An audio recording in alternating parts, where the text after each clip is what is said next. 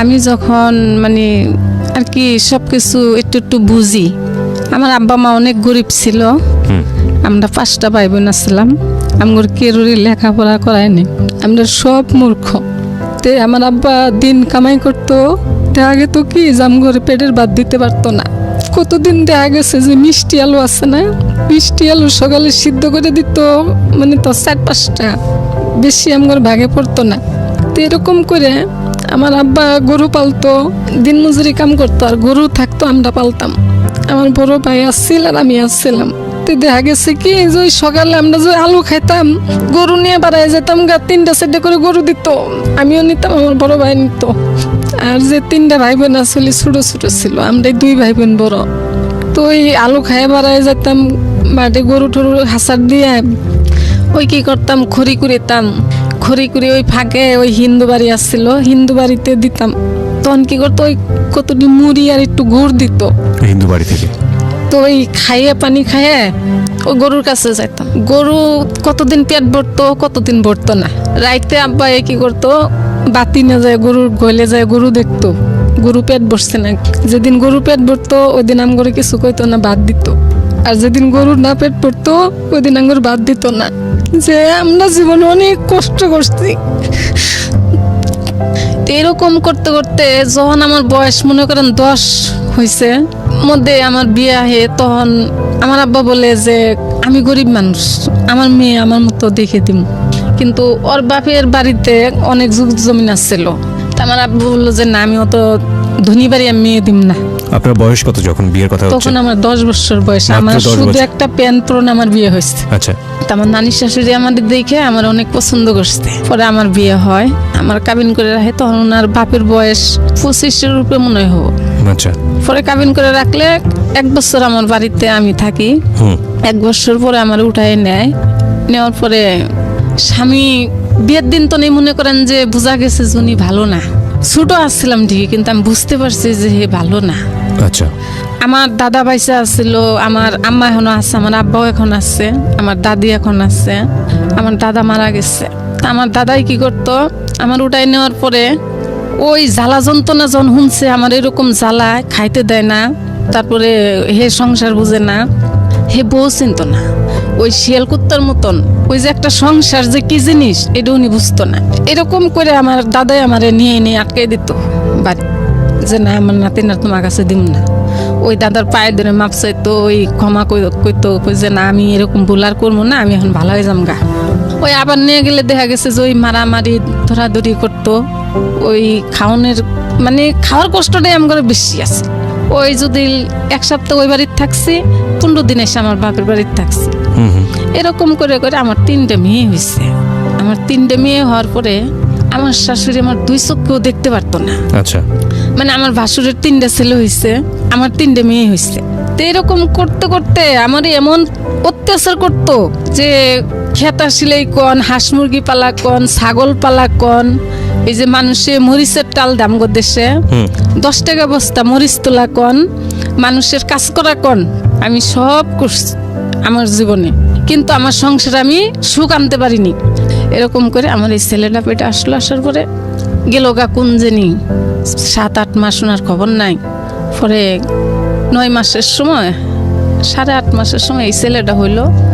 হওয়ার পরে মানে আমার ভয় ছিল যে আমার 3টে মেয়ে হয়েছে, এবারও মেয়েই হবো। পরে আমার নানি শাশুড়ি আমার অনেক বুঝাইতো, জাসমা তোর যদি মেয়ে হয় তুই আমারই দিয়ে দিবি, আর যদি ছেলে হয় তাহলে তোর থাকবো। তো আমার এই ছেলেটা যেদিন হয়েছে, হইলে আরে 2 মাস পরে ওর বাবা এসছে। ও হয়েছে 1 নভেম্বর মাসে 1 রোজার দিন। এইটা আমার অভাব, এত কষ্ট। আমার ওই বড় মেয়েটা তখন ক্লাস 2-তে পড়ে। মানে একটাই ইচ্ছা ছিল যে আমি মূর্খ, আমার যে কষ্ট, আমার পোলাপান যেন এরকম মূর্খ না হয়, আমি এইভাবে চলব। আমার ওই মেয়েটা ক্লাস 2-এ পড়ে। ওই মেয়ে কি করতো, স্কুল তো নাইসে ওই পেঁপে গাছ কাটছি, পেঁপে ধরছে, ওই পেঁপে বাজারে বিক্রি করছে।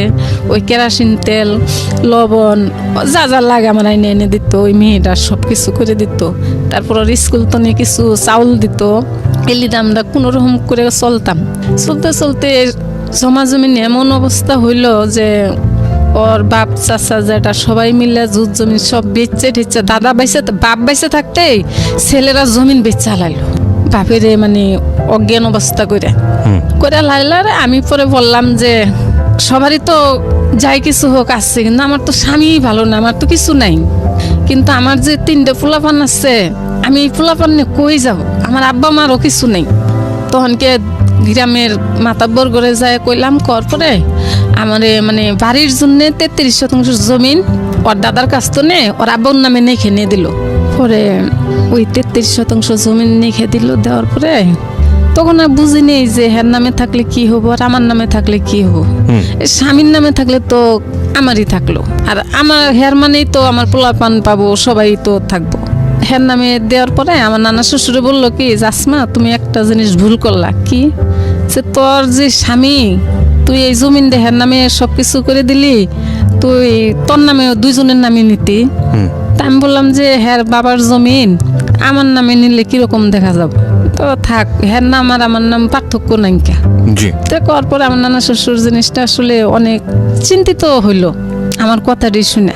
আচ্ছা, হওয়ার পরে জমিন রেজিস্ট্রি হওয়ার পরেই দেখা যায় যে উনি আরো মানে যে টুক খারাপ ছিল তার সঙ্গে 3 গুণ খারাপ হইতাছে, বাড়তেই আসছে। আচ্ছা, আমার যে অত্যাচার করতো তার সঙ্গে আরো ডাবল অত্যাচার করে। একদিন আমি বললাম যে দেখ আমার তো এখন 3টে মেয়ে আল্লাহ দিচ্ছে, এগুলো খাওয়ার লাগবো, পিন্ধান লাগবো, মানুষ করা লাগবো, তুমি কি চাও যে আমরা যেরকম এরকম আমগুর ফুলাপান হোক? মানুষের ঢাকা থাকে, টাকা কামাই করে, আমি আর তুমি ঢাকা যাইগা। কয় ঢাকা যাওয়া লাগবো না, তুই এনতি পরে মরবি, তো ঢাকা যাবি না। আচ্ছা, কয়ে থিয়া উনি গেল গা। যাওয়ার পরে মনে করেন যে 2 মাস পার হয়ে গেছে, এর মধ্যে আর উনির খোঁজ খবর নাই নাকি। তো আমার এই ছেলেটা হইল নভেম্বরের 1 তারিখে প্রথম রোজার দিন। জি, যে ছেলেটা আপনার পাশে বসে হ্যাঁ, আছে। এই ছেলে- তোমার বয়স যেন কত বলছিলে? 17 বছর বয়স। এই 17 বছর বয়সের আগের গল্প এটা। আচ্ছা, বলেন। পরে আমার ছেলেটা হইলো, হওয়ার পরে ভোরবেলা হয়েছে, হওয়ার পরে আমার বাড়িতে যে খবর দিব এমন কেউ নেই। পরে অন্য বাড়ির তো একটা লোক পাঠায় আমার আম্মুরে খবর দেওয়াইছি। পরে আমার আম্মু আইসে, আইসা পরে যাই কিছু যা করন নাকি করছে। এই ছেলে যখন বয়স 1 মাসের তনে বা 1.5 মাস, তখন আমার ওই 2 নম্বর মেয়েটা মারা গেল। মানে জ্বর হয়েছিল, আমার আর কোনো সাধ্য আসছিল না যে আমি ওরা চিকিৎসা করবো। ওগুলো আমি ভাতই দিতে পারিনি, চিকিৎসাও করতে পারিনি। পরে মারা গেল। যাওয়ার পরে ওর চাচা জেঠারা কিবা করে জানি ও কোথায় আছে, পরে খবর দিছে। পরে ওর বাবা আইসে, আল্লাহারে মাটি ঠাটি হইলো। ওর পরে আসলো, আসার পরে কইলাম যে আমি ঢাকা যামগা। কয় তুমি কইলে হবো, আমি তোমার ঢাকা নিব না। আমি কই তোমার কিছু করা লাগবো না, খালি আমার তুমি ঢাকা নিয়ে থিও। পরে ওর আব্বার হাতে নিয়ে আমি ঢাকা আইসি, পোলাপান 3টাই নিয়ে এসছি। নিয়ে এসে ওই জুলে একদিন রিক্সা নিয়ে বাড়ায়। আপনি এসে কোথায় উঠলেন, থাকলেন কোথায়? করাইল বস্তিতে উঠলাম। ওরা বুঝলে একদিন রিক্সা চালায়, আর 1 সপ্তাহ রিক্সা চালায় না, ওই সারাদিন টাস খেলে। তা আমি কি করলাম, ওই পাশের বাড়ির মহিলারা মাটি কাটতে যায়, তখন আমি খুবই সুন্দর ছিলাম, আমার স্বাস্থ্য অনেক ভালো ছিল। পরে আমি ওগোর সাথে মাটি কাটতে যাই গুলশানে গে, তখন ওই যে ঝিলের মুড়ি দিয়ে মাটি ফেলায়। তো এই ছেলে তখন কোথায়, কি করে? ওই ছেলেরে আমার বড় মেয়েটারে নিয়ে, এই ছেলেরে নিয়ে আমি হইতে একসাথে সকালে বাড়াই আসি ভাত নিয়ে। ওই ঝিল পারে ওরে হইতে ওই মেয়েটার ওষুধ দিয়ে থুয়ে আমি মাটি কাটি। আচ্ছা, আর ওই মেয়ে কি করে শোয়ায় হয় কতক্ষণ কুলে নিয়ে বই থাকে। আপনার মেয়ে? হ্যাঁ। ওর বয়স তখন কত? ওর বয়স তখন 9-10 মাস হবো। আচ্ছা। পরে এরকম করে কিছুদিন আমি মাটি কাটলাম, কাটার পরে দিন 60 টাকা মজুরি তখন মাটি কাটা। পরে ওই সারাদিন মাটি কাটা দেখি কি টাসি খেলতেছে, উনি বই থেকে সারাক্ষণ টাস খেল। আপনার জামাই? হ্যাঁ, আমার সাথে কার্য থাকতো, সবসময় উনির সাথে কার্যবাজি থাকতো। মানে আমার ওই জিনিসগুলি সহ্য হইতো না, যে পোলাপান তো খালি আমার না, হেরো তো। নিশ্চয়ই। কিন্তু আমার মনে চাইতেছে যে আমার পোলাপান আমি ভালো মানুষ করবো, কিন্তু হের মনে চায় না। তাইলে আমি তাহলে কিভাবে চলবো? পরে আমার মধ্যে সবসময় হের সাথে কার্য ঝরকা থাকেই যাইতো। এরকম করতে করতে এক সময় আমার একটা চাচাতো ভাই আসছে আমার কাছে, মানে আমার আপন চাচার ছেলে। ওই আমার ছোট তখন, মানে একটা কোরআনের হাফেজ হয়েছে উনি, শস্যবাড়ি তো নে, যে ওই জায়গায় থাকেও পড়াশোনা করবো। তো ওই ছেলে কি করলো, কিছুদিন থাকছে, পড়াশোনার সময় দেয় না, না দেওয়ার পর আমারে যায় কইতাছে, জাপা আমারে ওরা পড়াশোনার সময় দেয় না, তাহলে আমি তোমার কাছে থাকবো। তা আমি কইলাম যে তুই থাকবি, যে আমারই তো সংসার চলে না। পরে কয় আমি কিছু করব, আমি পড়াশোনাও করবো, আমি কিছু করবো। তো আমি কইলাম যে তাহলে ঠিক আছে, দেখ তুই কিছু জুল করতে পারস, কিন্তু তোর আব্বা দিছে তোরে ভালো জায়গায় থাকতে, হেরোনো থাকলে তোর ভবিষ্যতে একটা মানুষ হইতে পারবি। কয় না, আমি ওই জায়গায় থাকবো না। কয়ে 1 মাস আমার কাছে থাকলো। আমি একদিনকে রাত্রে, মানে ওর আব্বা থাকে চগির উপরে, ছোট্ট একটা চগি আছে, চগির উপর আব্বা থাকে, আমি ফুলা পান নিয়ে আর ওই আমার ভাইটা নিচে থাকি। পরে একদিন রাত্রে 12টা বাজে আমার স্বাস্থ্য বাইরে ধুম করে লাত্তি মারছে ওর আব্বা। আচ্ছা। তা আমি তো বেশি ঘুমা আসিনি, আমি উঠছি, উঠে বসছি। তা আমার ভাই আর কান্দে না, লাত্তি যে মারছে ও কান্দাকাটি নেংকে, ও উঠে বয়ে পড়ছে। কি হয়েছে এমন কি? কয় শালা আমার বউ নিয়ে তুই ঘুমাবি? ওহো। মানে ছোট বাচ্চা, অনেক ছোট, এই যে সেদিন বিয়ে করলো ছেলেটা। আচ্ছা। কয় আমার বউ নিয়ে শালা তুই ঘুমাবি? শালা আমার বউ আমার কাছে থাকে না, তোর বলকে থাকে। একই ঘরের মধ্যে? হ্যাঁ, এক ঘরের মধ্যে। আজ পয়লো একটু ফর্সা হয়েছে, উনি আবার 5 ওয়াক্ত নামাজ পড়ে, আমার ছোট ভাইটা, মানে কোরআন পড়ে তো, হাফিজি মাদ্রাসার ছাত্র। তো উনি কি করছে, ভোর 5টা বাজে উঠে নামাজ পড়তে গেছে। আমি সকালে উঠে রান্তাছি, আমিও কামে যামগা, দেখা যায় 8টা বেজে যাবো, আর আহে না। কিরে ও 8টা বেজে গেলো আহে না কেন? তো আমি ভাত বাইরে বাড়ির মধ্যে রেডি করে, মানে আমার মনটা যেন কিরকম খালি দাপাইতেছে যে কি হইলো। এইরকম করতে করতে দেখি যে 2 জনে ওরে ধরে নিয়ে এসছে, নাক দিয়ে রক্ত খেয়ে পড়তেছে, মানে ওর বাপে মানুষদের মারাইছে এরকম করে। পরে ওর বাপ গর্তনে গেল, যাওয়ার পরে আমি তখন আসলে ঢাকা শহরে কিছু চিনি না। যাওয়ার পরে আমি আর ডাক্তারের কাছে নিতে পারি না, কই নিম, এরে কই ওরে কই যে কি করবো, ওর জ্ঞান ফিরে নেংকে, মানে অজ্ঞানী আসছে আমার ছোট ভাইটা। পানি ঢালতে ঢালতে ঢালতে ঢালতে এত ওর জ্ঞান ফিরে না। পরে ঘরে হুয়াইয়ে, তখন তার কেরো কাছে মোবাইল নেই, আমার কাছে মোবাইল নেই। আমি দোকানে গেছি, যে আমার আব্বারে ফোন দিছি, আমার কাকা ওই জায়গায় আছে। যখন আমার কাকা ওই জায়গায় আছে, তখন আমার আরেকটু মানে মন দুর্বল হইতে আসছে, যে তাহলে হেরাতুলি শুনছে। তারপর আমার আব্বা কাকা সব এক জায়গায় আছে। এর মধ্যে আমি ফোন দিছি, আমার আব্বা কইতেছে তোমার কাকার সাথে কথা কও। পরে কাকার সাথে আমি কথা বললাম, কয় মা কি হয়েছে? আমি কই কাকা, আর আমার কাছে কোনো টাকা পয়সাও নাই। পরে আমার কাকা এসে, আমার আব্বা এসে ওরে তাড়াতাড়ি করে মেডিকেলে নিয়ে গেছে, নিয়ে যায় মুখ ঠুকে চেনু ছুলে টুলে গেছিল, ব্যান্ডেজ ট্যান্ডেজ করে নিয়ে এলো। রাইতে পরে বাড়িওয়ালা করে ডাক দিয়ে নিয়ে বসলো, যে এটা এখন কি করা যায়।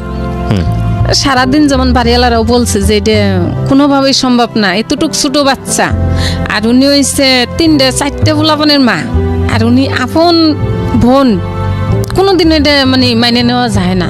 পরে আমার আব্বার আমার কাকারে পরে বললো যে দেখেন, যে কথা বলছে আর যা করছে এর বিচার আপনার এলাকার ছেলে, আপনি এলাকায় যাই করতে পারবেন, ঢাকা শহরে কোনো বিচার হবে না।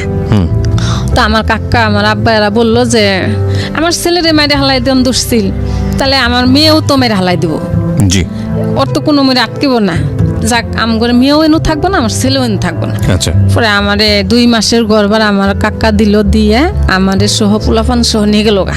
নিয়ে যাওয়ার পরে আমি আমার বাপের বাড়ি থাকি, আমি হিন্তনে, ওনার সাথে আমার কথা বন্ধ। আমার বাপের বাড়ি থাকি, এর কাছে খবর পাঠায়, ওর কাছে খবর পাঠায়। আমি বাড়ির যাম, পুষ মাঘ মাসের শীতের মধ্যে আমি একটা কাপড় পরে আমি ঢাকা দিক রওনা হইলাম একা। আমার দাদিরে কই আসলাম। তখন ছেলে মেয়েগুলো কি আপনার সঙ্গে ছিল না? না, আমি বাড়িতে আমার আব্বা মার কাছে রেখে আইলাম। আচ্ছা। মানে পোলাপান ফেলাই ঠেলাই থুয়ে আমি খালি একা এসে পড়লাম ঢাকা। আচ্ছা, ওই সময়টাতে আপনার জামাই কি ঢাকাতেই থাকতো? হ্যাঁ, উনি ঢাকায় থাকতো। কি করতো উনি? উনি ওই যে মাঝে মাঝে রিক্সা চালাইতো। মাঝে মাঝে রিক্সা চালাতো। আচ্ছা। পরে ঢাকা আসলাম, আমার ভাই, আমার ছোট ভাই আমার সমানে মানে ই করতেছে, বিষাইতেছে ওরা। আমি যে বাড়াইছি কেউ জানে না, আমি অন্ধকারে বাড়াই আসছি। বাড়াই আসি আর মানে চোখের পানি ধরে রাখতে পারতাছি না, যে আমি কিভাবে কোথায় যাব। তো আমগরে বাড়ির অনুকার একটা লোক ছিল, এর সাথে আমি দোকানে ফোনে কথা বললাম, বললে কইলাম যে আমি তো ঢাকা আসতেছি, তাহলে আমারে একটু জায়গা দেবা। জি। পরে উনি আমার বললো যে তুমি আসো, তোমারে আমি দেখব। পরে আসলাম, আইসা আমি টিভি গেট, ওই যে মসজিদ পাড়া, মহাখালী মসজিদ পাড়া অন্য একটা বস্তি আছে 7 তলার, ওই বস্তিতে উঠলাম। ওকে। ওটার পরে আমার উনি একটা কাজের লোক ঠিক করে দিল, 5 জন মানুষের পাক আমার এনে দিল মেসে রান্দা। তো আমি ওই সকালে আইনে আমার দিয়ে যাইতো, আবার দুপুরে নিয়ে যাইতো, আবার বিকেলে দিয়ে যাইতো, আবার নিয়ে যাইতো। জি। এরকম করে ওই বেটি আমারে উপকার করতো। আচ্ছা। তো এরকম করে কাম করলাম 1 মাস, করার পরে দেখা গেল পরের মাসে আমার 20-25 জন লোক হইলো আমার। বাহ। তো আমি কাজ করি, কাজ করতে করতে একদিন আমার হঠাৎ করে রাস্তার মধ্যে 4-5 জন পোলাপান নিয়ে আমার আটকাইলো। আপনার জামাই? হ্যাঁ, আটকাইছে মানে উনি রিক্সা চালাইতে, আমি দোকানে গেছিলাম, আমারে দেখছে, তা আমার আটকাইছে। আটকানোর পরে যখন আমার বেশি চাপ সৃষ্টি করছে, আমি তখন বলছি যে আমি চিনি না, আমাদের চিনতে গেলে আমার বাড়িতে যাও, আমার বাবা মা যেদিন আমার বলবো আমি ওই দিন যাম, এর আগে আমি যাব না। উনি আমার বলতেছে যে তুই আমার বউ, আমি তোরে এখন ইচ্ছে করলে আমি ওটাই নিয়ে যাম গা, যে তুই যদি আমার পারসতে নিয়ে যা, আমি যাব না। তো যখন আমার শেষ রিক্সা উড়ান ধরছে, তখন ওই যে আমি যেই মেসটাতে কাজ করতাম, ওই মেসের মানে ওই যে পাবলিক হলের মেস আছে মহাখালী, ওই মেসে আমি কাজ করতাম। ওরা মানে দেখছিল, আমি দোকানে গেছি যে আইতাছি, যে ওরা দেখছে, একজনে দেখে যখন আমার আটকাইছে, তখন উনি যাই আবার হ্যাঁ বলছে, জাগরে আমি কাজ করি, তাগর বলছে যে এই ঘটনা। পরে ওরা বাড়াই গেছে, যাওয়ার পরে কি হয়েছে এই হয়েছে। পরে তখন কয় শালা তোর বউ হইলে তোর বাড়ি ঘর নাই, তোর রাস্তার মধ্যে বইছে, তোর বউ যদি হয় তুই ঢাকা শহর, তোর বাসা বাড়ি নাই, তুই হেনু যা, তুই এনুকে রাস্তার মধ্যে কে কই, মানে ওরে মায়েরও দিছে কিছু, দেওয়ার পরে গেছে গা। যাওয়ার পরে আমি কাজ করি, করতে করতে 2-4 দিন পর পরে আমার সাথে বিরক্ত করে করতে করতে একদিন পোলাপানের আমি বললাম যে 7 তলার পোলাপানের বললাম যে আমি এরকম 3টা পোলাপান নিয়ে আমি কাজ করে পোলাপান চালাইতেছি, কিন্তু আমার এই লোকটা আমার অনেক অত্যাচার করে, আমি কাজ করতে পারতেছি না। পরে কইলো যে কোন লোক আমার দেখাই দিন, তা আমি দেখাইছিলাম। পরে সেদিন তো না আমার পিছিয়ে তো উনি মানে একটু কাইটে পড়তেছে, তো কাইটে পড়তেছে। তো আমার ইচ্ছা ছিল যে আমি জীবনে নিজের পায়ে একটু দাঁড়ামু, উনিও কামাই করব, আমার যেহেতু বাড়ি ঘর আছে, 3টা পোলাপান আছে, সুন্দর মতন একটা সংসার করে খামু। গেল, যার পরে আমার পিস্তন আস্তে আস্তে কাটা পড়লো। পড়ার পরে কিছুদিন পরে আমি শুনতেছি যে উনি বিয়ে করছে। আমি কারোরই কিছুই বলিনি, মানে আমার মনে ওই দিন তো আরো ঘিনে হয়ে গেছে গা। বিয়ে আসলো, আমার আব্বা বললো তোমার তো 3টা বাচ্চা কাচ্চা, তুমি তো নিজেই চলতে পারবা না, তাহলে এখন যদি একজনে তোমার মেয়েটার পছন্দ করে নেয় এটাই ভালো, নাকি যখন শরীরে একটা দাগ পড়বো তখন তুমি বিয়ে দিতে পারবা? তা আমি বললাম যে বিয়ের বয়স তো হয় নাই, কেবল 11-12 বছর বয়স, বিয়ের বয়স তো হয়নি। তো আপনারা ভালো করে আগে দেখেন ছেলে কি করে দেখেন। তো ছেলে দেখতে খুব সুন্দর। আপনার মেয়ের যে বয়স বিয়ে দিচ্ছেন, মেয়ের তখন বয়স কত? তখন 11। এত অল্প বয়সে বিয়ে দিচ্ছেন? হ্যাঁ। ওনাদেরকে পড়াশোনা করাননি? ওই যে ক্লাস 7 পর্যন্ত পড়াশোনা। আচ্ছা। পরে আমি যখন আব্বা মার সাথে না পারতাছি, যে আব্বা মা তো এত কষ্ট করে করে দেখছে, আব্বা মারে কিভাবে কষ্ট দিব, যে না, মানে ওই সময় পর্যন্ত উনি আপনার বাবা মায়ের কাছেই বড় হয়েছে? হ্যাঁ। আচ্ছা। তো যাক, আমার বড় মেয়ের বিয়ে ঠিক হয়ে গেল, 30,000 টাকা নগদ দিতে হবো। যৌতুক? হ্যাঁ, আমগো দেশে যৌতুক ছাড়া বিয়ে হয় না। আচ্ছা। তো আমার নাই দিকে কম নিচ্ছে, পরে 30,000 টাকা দেওয়া লাগবে। তখন আমার কাছে কোনো টাকা পয়সা ছিল না। 1 লাখ টাকার উপরে আমি ঋণ হইলাম, ওই মেয়ে বিয়ে দিতে যায় ঋণ হইলাম। হওয়ার পরে বিয়ে টিয়ে পার করে আমি মহাখালী আসলাম। আবার আইসে তো মহাখালী আমি যে কামাই হয়ে থাকি, তো ওই দেখা গেল কি যে আমি ওই ভোর 5টায় যে বাড়াই আসছি, রাত 10টা-11টা পর্যন্ত আমি কাজ করি। আচ্ছা। তখন আমার শরীরটা এত মানে, যেমন মনটা আমার শক্ত ছিল, তখন আমার শরীরটা অনেক ভালো ছিল। আপনার এই ছেলের বয়স কত তখন? তখন আমার ছেলের বয়স 6-7 বছর। হ্যাঁ। আচ্ছা রাশেদ, অনুষ্ঠান শুরুর সময় তোমাকে আমি জিজ্ঞেস করছিলাম যে তুমি এগুলো জানো কিনা, তোমার মা যে কথাগুলো বলছে এগুলো কি তুমি জানো? এখন যেগুলো যতটুকু এখানে বলেছে আমি শুনছিলাম নানা নানির কাছে, কিন্তু এতটা শুনিনি। এতটা শোনো নাই? শুধু শুনছিলাম যে আমার আব্বু আমার মাকে অনেক মারধর করছে, এই জন্যই তুমি। বাট এই 6-7 বছরে তোমার মা যে একটা মানুষের বাসায় শুধু রাতের বেলা থাকার জন্য 600 টাকা দিত, এবং এই যে সারাদিন যে এই পরিশ্রমগুলো করতো, এগুলো তো তুমি কখনো জানো না, মানে আজকেই প্রথম জানছো এই অনুষ্ঠান? জি না, আম্মু কাজ করছে সেটা জানি, বাট এইরকম বিস্তারিত জানা হয়নি। জি না। এটা আজকে রাশেদ এবং তার মা, আপনার নাম তো আসমা? হ্যাঁ, রাশেদ এবং তার মা আসমা বেগমের যেই গল্পটা এখানে তুলে নিয়ে আসছি আমরা, সেখানে একটা ইন্টারেস্টিং ফাইন্ডিং শেষ পর্যন্ত বের হবে। হতে পারে একটা খুব সহজ সরল সাধারণ গ্রামীণ জীবনের একটা খেটে খাওয়া, যুদ্ধজয়ী, মানে জীবন যুদ্ধজয়ী একটা মানুষের, একটা মেয়ের, একটা মহিলার গল্প। কিন্তু আমি এই গল্পটাকে দেখানোর চেষ্টা করছি যে মা এবং ছেলের সম্পর্ক। একটা ছেলে, তার মা, যে মা সংসার চলে গেল, হাজব্যান্ড চলে গেল, কিন্তু 3-4টা বাচ্চা তাদেরকে ছাড়লো না এবং এদেরকে মানুষ করার জন্যে ঢাকা শহরে কি অমানবিক জীবনযাপন করছে। এবং ইন্টারেস্টিং বিষয় শেষের দিকে এসে আপনারা পাবেন, এই ছেলেটা এখন 17 বছর বয়সে পড়াশোনা করছে কলেজে, এবং ওর মা যে কি করেছে ওদের জন্য সেটা সে জানে না। এই যে না জানার বিষয়টা, এই না জানার বিষয়টা কিন্তু আমাদের প্রত্যেকের জীবনেই আছে। আমরা শুধু আজকের এই গল্পটাকে রাশেদ কিংবা আসমা এই গল্পের সমীকরণে না দেখি। আমাদেরকে মানুষ করার জন্যে আমাদের মারা, আমাদের বাবারা কি পরিমাণ কষ্ট করেন, কি ভয়ানক রকমের রিস্ক নেন, কি ভয়ানক রকমের মানসিক প্রেশারের মধ্যে দিয়ে যান নিজের সন্তানকে খুশি করার জন্য। 2-1 জন থাকেন ব্যতিক্রম, সেটা অন্য হিসাব। সেই গল্পটা আমরা যখন পরিণত বয়সে যাই, আমাদের স্কুল হয়, কলেজ হয়, বিশ্ববিদ্যালয় হয়, চাকরি হয়, কিন্তু দুঃখের বিষয় হচ্ছে আমাদের সময় হয় না আমাদের মার কাছ থেকে শোনার যে আপনাকে বড় করতে গিয়ে কিংবা আমাকে বড় করতে গিয়ে আমাদের মারা কত কষ্ট করেছে, আমাদের বাবারা কত কষ্ট করেছে। এই ছেলেটাকে আমি অনুষ্ঠানের শুরুতে জিজ্ঞেস করেছিলাম যে তোমার মা আজকে তোমাকে এখানে নিয়ে এসছে, তুমি কি জানো, গল্পটা জানো? ও জানে না। এবং না যে জানা সেটার পিছনে ও দায়ী না, এটার পিছনে আমাদের সিস্টেমটাই আসলে দায়ী। সিস্টেমটাই এরকম। আমরা একটু সামনের দিকে আরেকটু আগাই, আমরা জানি না এই গল্পটা কোথায় গিয়ে দাঁড়াবে এবং শেষ কোথায় কি হতে পারে। আর আপনাদের সবাইকে বলছি, আপনারা যদি এই অনুষ্ঠানে অংশগ্রহণ করতে চান, গল্প যে কোনো রকমের হতে পারে, এটা একটা খুবই ওপেন প্ল্যাটফর্ম, এবং সেজন্য আপনাকে যেটা করতে হবে, আমাদেরকে ফোন করতে হবে। আমাদের ফোন নাম্বারটি হচ্ছে 09611904 আমি আবারও বলছি 09611904 এখানে ফোন করার পরে আপনি আপনার নাম এবং সেল নাম্বারটি স্পষ্ট করে বলবেন, এবং তারপর যে ডিরেকশনটা আপনি পাবেন সেই অনুসারে আপনি আপনার গল্পটি রেকর্ড করবেন। জি, আমরা আসমা বেগম আন্টি বলি আপনাকে। যেখানে আমরা ছিলাম সারা দিন, সারা রাত 10টা পর্যন্ত আপনি বাইরে মানুষের বাসায় কাজ করতেন। আমি ওই ভোর 5টা বাজে বাড়াই রাতের 10টা, 10:30 নাম্বার আসি অতিফাস। তখন ওনার সাথে আমার মানে পরিচয় হয়, ওনার বাসায় আমার কাজে নেয়। তখন উনি বিয়ে করে নাই, 2টা ছেলে থাকে, উনি একজন আরেকটা ছেলে থাকে। আমার তখন 1000 টাকা দিত, আমি ঘরের পুরা কাম করে দিতাম, বিছনা গোছান, কাপড় ধোয়া, রান্দা, মানে হের ঘরে সব কিছু জিনিসপাতি আসলো, ফ্রিজ তনে শুরু করে মানে ফ্যামিলি বাসায় যা থাকে হের বাসায় তাই ছিল। একটা ফ্ল্যাট নিয়ে আসছিল, সব কাম করে দিতাম। আর মেহমান আইতো, উনি ব্যবসা করতো। দেখা গেছে যে রাইতে আমি রান্দাবাড়ি করে থেকে গেছি গে, আবার মেহমান আইসে আমার আবার ফোন দিত, দৌড়াই আমি আইতাম। তো উনি আমারে বেশ কিছু হেল্প করতো, মানে যদি শুনছে যে আমি অসুস্থ বা 500-1000 টাকা লাগবো, সঙ্গে সঙ্গে বাই করে দিত। উনি আমার কোনো দিন খারাপ কইতো না, বা খারাপ ওনার মুখে আমি কোনো দিন শুনিনি খারাপ ভাষা।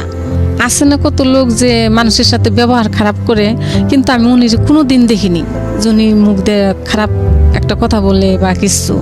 এইভাবে আমি মাসে দেখা গেছে যে 12-14 হাজার টাকা আমি কামাই করতাম। আচ্ছা, মানে আগে করতে পারতাম না।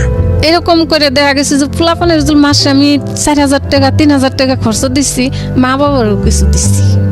আমার মনের মধ্যে একটা কষ্ট হয়েছিল যে আমার মা বাবা অনেক কষ্ট করছে, এখন আমরা বড় হয়েছি, এখন আমরা আর একটু মা বাবার একটু দেখ, আমার ফুলাপানের রোদ দিব, আমার বাপ মায়ের রোদ দিব। তো দেখা গেছে 11 জুল আমি 300 টাকা দিচ্ছি, 3000 টাকা দিচ্ছি, তো আমার আব্বা মার আমি 500 টাকা দিচ্ছি। বা আমি যদি বাড়িতে গেছি, দেখা গেছে যে আমি যদি বাড়িতে যাই 5-7 হাজার টাকা বাজার করে দিতাম।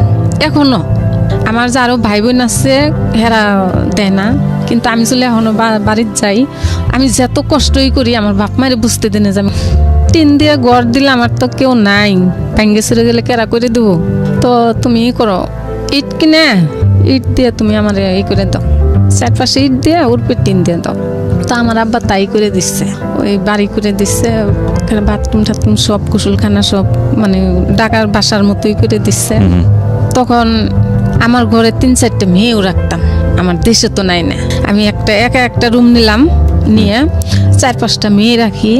ওই মেয়ে ঘরে সারাদিন কাজও করি, ঘরেও রান্ধি, ঘরেও খাওয়াই, মানে আমি সেরকম পরিশ্রম দিতাম তখন আরো বেশি। তখন আমার মাসে মনে করেন যে 14-15 হাজার টাকা আমি বাড়িতে দিতাম প্রতি মাসে। ওই মেয়েগুলো কি করতো? মেয়েগুনি গার্মেন্টসে চাকরি করতো। আচ্ছা, তো এই মেয়েগুনি থাকতো আমার কাছে, আমি মাসে মাসে ভালো টাকা দিতাম। ওই মেয়েরা কি করতো, টাকা পাই আমার কাছে দিয়ে দিত। অগরে যেই টাকাটা জমা থাকতো ওই টাকাটা আমি এক নগে বাড়ি দিতাম 50-60 হাজার, আবার পরের মাসে আবার ওগর টাকা ম্যানেজ করতাম। এরকম করে আমার বাড়িটা কমপ্লিট করাইছি। করানোর পরে বাড়ি কমপ্লিট হয়েছে। ওই আমার মেয়েটা ক্লাস 9-এ যখন উঠলো, তা আমি এত কষ্ট করে কুচিনেও পড়াই, ভালো কুচিনেও পড়াই, ঘরে পড়তে বসি না। তো ওই দেখা যায় যে ডাব শ্যাম্পু ছাড়া উনি শ্যাম্পু ব্যবহার করে না, তেল ছাড়া কোনো তেল ব্যবহার করে, মানে উনির বাসা বাসা জিনিস ছাড়া উনি ব্যবহার করবো না। আপনার মেয়ে? হ্যাঁ। আচ্ছা, তো আমি যে কৈতন দিতাম ওটা ওরা বুঝতো না, ওরা মনেই করে না। ওরা মনে করে যে ওরা বড় লোকের মেয়ে, ওরা এরকম করে চলে। তো এরকম করে দিতে দিতে যখন 9-এ পরীক্ষা দিল, রেজাল্ট যখন খারাপ আসলো, মানে পাশ করছে, রেজাল্ট ভালো না, তখন আমি বললাম যে দেখ আমি জীবনে কি করলাম তোরা তো দেখলি না জীবনে, কিন্তু এই রেজাল্ট আমি তো করে পড়াশোনা করাম না, আমি তোর ঢাকা নিয়ে যাম, কাজ করাম তোর দে। ঢাকা নিয়ে আসলাম, নিয়ে এসে গার্মেন্টসে দিলাম। আমি গার্মেন্টসে দিয়ে ও কান্দে না, আমি কান্দি যে ওর পড়াশোনাটা আমি নষ্ট করাইলাম। তা মাঝে মাঝে আমি কি করি, স্কুল খুঁজি ওরে না কইয়ে। আমার কথা হইলো যে ওরে কষ্টও করাম, লেখাপড়াও করাম, দেখি কোনটা ও এগিয়ে যায়। তো কিছুদিন চাকরি করে 2-3 মাস মনে হয় আমার টাকা পয়সা দিচ্ছিল। তারপরে একটা ছেলের ফান্দে পড়ে গেল মেয়েটা। আচ্ছা, মানে আপনার বিয়ে, যে মেয়েটাকে বিয়ে দিয়েছিলেন তার পরের মেয়ে? হ্যাঁ, এই যে এসএসসি পরীক্ষা দিল, এটা একটা ছেলের ফান্দে পড়লো। পড়ার পরে শুরুর তো আমি না করছি যে না দেখো তুঙ্গরে এত দূর আমি নিয়ে এসেছি, তুঙ্গরে ভালোভাবে মানুষ করার জন্য, তোমরা ভালো মানুষ লেখাপড়া করো, তুঙ্গরে আমি দেখে বিয়ে দেব। যদি টাকা 5 লাখও তোমার দেওয়া লাগে, আমার যদি ভিক্ষাও করা লাগে, আমি তাও করব, তাও তুঙ্গর ভালো দেখে আমি বিয়ে দেব। তা আমি দেশে ছেলে খুঁজলাম যে ওই যে সেনাতে চাকরি নেয় বা পুলিশে চাকরি নেয়, যদি লগর যদি 2-4-5 লাখ টাকাও দেওয়া লাগে, আমার মেয়ে তো কামাই করতেছে, আমি কামাই করতেছি, ওর 5 লাখ টাকা দিলে তো আমার সমস্যা নেই, ওর সংসার ভালো হবো। তো ওই ছেলের ফান্দে পড়ে 7-8 মাস চাকরি করে ওই ছেলের সব টাকা খাওয়াইলো। খাওয়ানোর পরে একদিন রাত্রে আমার ছোট ভাইরে ডাক দিলাম। আমার ছোট ভাই উত্তরা গাড়ি চালায়, জি। আমার আম্মারে নিয়ে এসেছি ফোন দিয়ে, নিয়ে এলাম। নিয়ে আনার পরে আমি বললাম যে তোরা হুনে কাগে ও কি চায়, ওই ছেলের সাথে কি সম্পর্ক রাখবো না রাখবো না। আমার ভাইয়ের সামনে জব দিয়ে হালাইলো, কয় আমি হেরে বিয়ে করব, মানে একটা হিরুনসি নিশা পানি করে। তা আমার ভাইয়ে কি করলো, স্টাম আনাইলো আমারে, কয় তুমি স্টাম কিনে নিয়ে আসো। স্টাম কিনে নিয়ে এলো, ঘরের দরজা জানালা সব বন্ধ করলো, ভয় দেখাইতেছে। এরপরে ওই কথাই শিকার হয়ে গেল। পরে রাইতের 12টার সময় আমারে হইতে ওরে হইতে বাড়িতে পাঠাই দিল, মারে হইতে। বাড়িতে গেলাম, যাইয়া সকালে যাই পৌঁছিলাম, জহরের আওয়াজ দিছে, তখন আমি বাড়িতে নাই পড়লাম যে আমার আর থাকা সম্ভব না, আমি তো মাইসের কাম করে খাই। আমি আইসে সাবার পর্যন্ত আসিনি, যখন আমি নবীনগর আইসি তখন আমার বাড়ির তনে ফোন দিছে, কয় মায়া নাইকে। আমি আর উঠিয়ে নাই, শরীরে এমন অবস্থা, আমি তো মায়া নাই, এখন ঘুরে তার আমি যাইতে পারতাছি না। আমি বাসায় আসছি, আইসে সারা রাত গেছে, আমি সিকির পেটে কাঁদছি যে পোলাপান স্বামী ছাড়া হইলাম, সব কিছুই করলাম, কিন্তু পোলাপান কন্ট্রোলে রাখতে পারলাম না। বাপ মায়ের টাকা দিলাম, পয়সা দিলাম, কিন্তু বাপ মা আমার পোলাপানটি মানুষ বানাইতে পারলো না। তো এলি দুঃখ হয়ে আমি কান্দিছি। কান্দার পরে অনেকগুলো ডাইমেনশন আছে আজকের এই গল্পের, অনেকগুলো। এবং আমি যাব আপনার কাছে, বিরতিতে যাওয়ার আগে একটু একটা কথা বলতে চাই। ডাইমেনশনগুলো হচ্ছে এরকম যে এই ভদ্রমহিলার জায়গাটা থেকে দেখেন, উনি কোনো কমতি রাখেনি, ওনার যে সামর্থ্য ছিল সেই সামর্থ্যের চূড়ান্ত পর্যায়ে চলে গেছেন। কিন্তু সন্তানের জায়গাটা থেকে বাবা মা খুবই খুবই খুবই গুরুত্বপূর্ণ, সেটা যেই পরিবারেই সে মানুষ হোক না কেন। এবং একজনকে যদি পায়, ধরুন মা যে দায়িত্বটা পালন করেছে, বাবাও যদি সে দায়িত্বটা পালন করতো, তাহলে হয়তো এই মেয়েটির ক্ষেত্রে ঘটনাটা এরকম ঘটতো না। সেটা সন্তানের জন্য একেবারেই বেসিক নিড।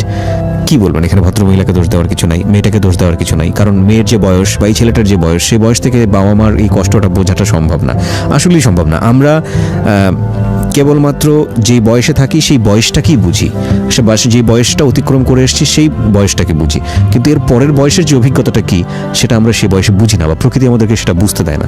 সুতরাং ওই মেয়েটি যদি বুঝতো যে তার মা আসলে কতটা কষ্ট করেছে তাদেরকে মানুষ করার জন্য, তাহলে হয়তো এত বড় একটা সিদ্ধান্ত সে নিতে পারতো না। খুব কঠিন আসলে। হ্যাঁ, কি হলো?